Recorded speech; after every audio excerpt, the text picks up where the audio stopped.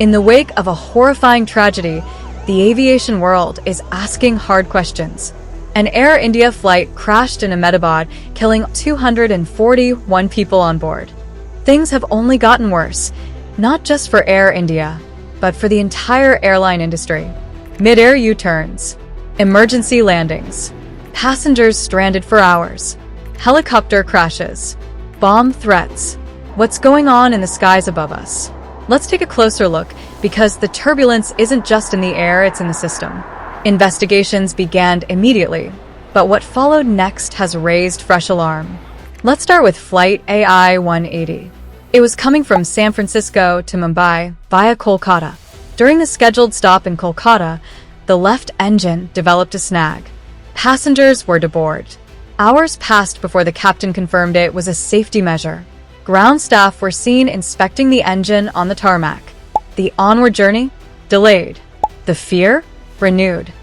हम लोग को 5-6 घंटा हो गया. आफ्टर 5:30 को ही टोल्ड के कुछ टेक्निकल इश्यू आया है, तो वी हैव टू निकलना है हम फ्लाइट से. नीचे उतरते हैं तो हमको कोई प्रॉपर गाइड ही नहीं हो रहा है. आई मीन उनके पास कोई अथॉरिटी नहीं है, जो बंदे हैं उनके पास कि क्या है. हमको कितने 10-10:30 बजे तक तो हम इधर से बाद में बोल रहा है, किसी को कोई आंसर दे रहा है, किसी को कुछ कर रहा है. हम लोगों को कोई प्रॉपर आंसर ही नहीं मिल रहा था.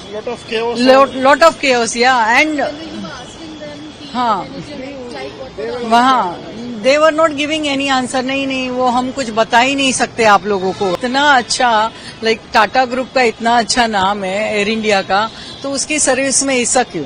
Then came the Delhi to Ranchi flight, Air India Express.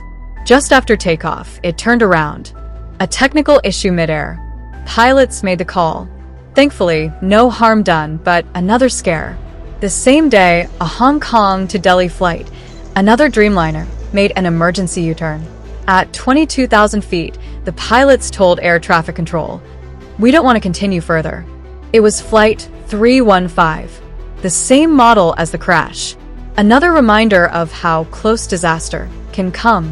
Then came Flight AI 819, Delhi to Vadodara. A landing gear issue. The gear didn't retract. The aircraft returned to Delhi as a precaution. Again, no injuries, but another blow to passenger confidence. And then Guwahati to Kolkata, a flight that turned into a nightmare. First delayed due to technical faults. Then, passengers waited past midnight on board. They were finally taken to a hotel, but many complained the place was unhygienic and didn't even provide breakfast. And here's the worst part. The same faulty aircraft was used again the next day, only to be grounded again. Eventually, a different aircraft was arranged. But by then, many passengers had switched to other airlines. Air India Express issued an apology, but the damage to their reputation was done. This isn't just about one airline. On June 15th, a helicopter carrying Char Dham pilgrims crashed near Garakund in Uttarakhand. All 7 on board died, including a 2-year-old child. The cause? Likely poor visibility in the hills. But the tragedy only deepens the sense of unease in Indian skies. Then came a bomb scare. On Sunday, a Chennai-bound flight of British Airways returned to London's Heathrow Airport after a technical issue. The airline issued a statement on the same. It said, "The flight landed safely with crew and customers disembarking as they normally would, and teams are working hard to get their journeys back on track as soon as possible."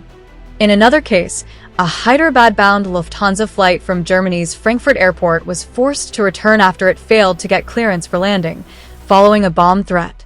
The flight LH752, also a Boeing 787 Dreamliner, took off from Germany around 14:14 p.m. local time on Sunday and was scheduled to land at Hyderabad's Rajiv Gandhi International Airport in the early hours of Monday.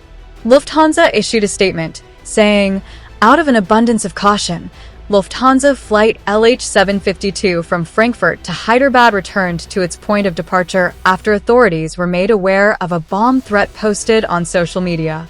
On June 17th, an Indigo flight from Muscat to Kochi, later continuing to Delhi, was diverted to Nagpur after a security alert.